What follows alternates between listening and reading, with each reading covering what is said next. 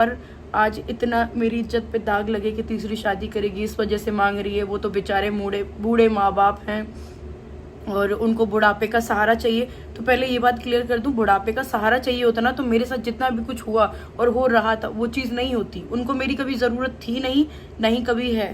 दिल से एक दुआ निकलती है, एक बद्दुआ निकलती है कि आज मेरे बच्चे और मैं जहाँ खड़े हैं ना, यहाँ कि इससे भी बुरे दिन आ जाएंगे।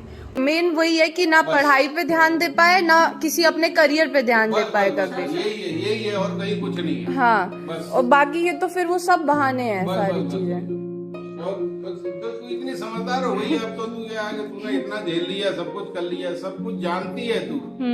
हकीकत क्या है तू सब जानती है। अब अगर कोई झूठ पे झूठ बोलता रहे तो उसकी तो कोई सीमा नहीं है ना झूठ बोलने की।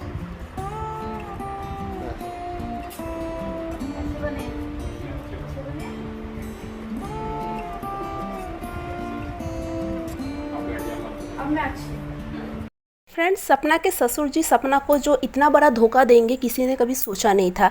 जी हाँ दोस्तों, सपना के खिलाफ फुल प्रूफ प्लानिंग बनाई गई है कि सपना मतलब इस घर से पूरी तरीके से आउट कर दिया जाए। यहाँ पे इमोशनली खेल खेला गया है जो अंशु के परिवार की तरफ से है। वो अंशु जो सपना के साथ चली गई थी इस घर से और ये कहा था कि मतलब जो कुछ भी कहा था आप सबको पता ही है, वो यहाँ पे फिर से आ गई है। और अब कहा जा रहा है कि जो बाकी की पढ़ाई है उसकी अब वो सपना के ससुराल में रह के ही वो पूरा करेगी। यहाँ तक कि सपना और राजवीर चौधरी का जो बेडरूम था उसमें भी अंशु ने कब्जा कर लिया है। अंशु अपना सारा सामान उसी कमरे में रखती है।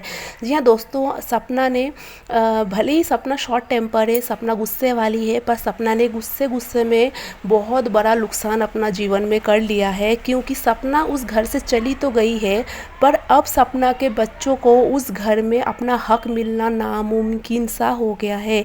क्योंकि सब अंशु के जो परिवार वालों ने इस तरीके से गहरी चाल चली है। सपना बहुत ज़्यादा कोशिश कर रही थी कि उनके जो हस्बैंड राजवीर चौधरी का जो केस है वो रीओपन होए, क्योंकि सपना को उस टाइम दबाया गया था कि केस किसी तरीके से बाहर ना निकले। क्योंकि कहा जा रहा है कि राजवीर चौधरी का एक्सीडेंट नहीं हुआ था, उनके सर पे किसी ने बहुत ही ज़्यादा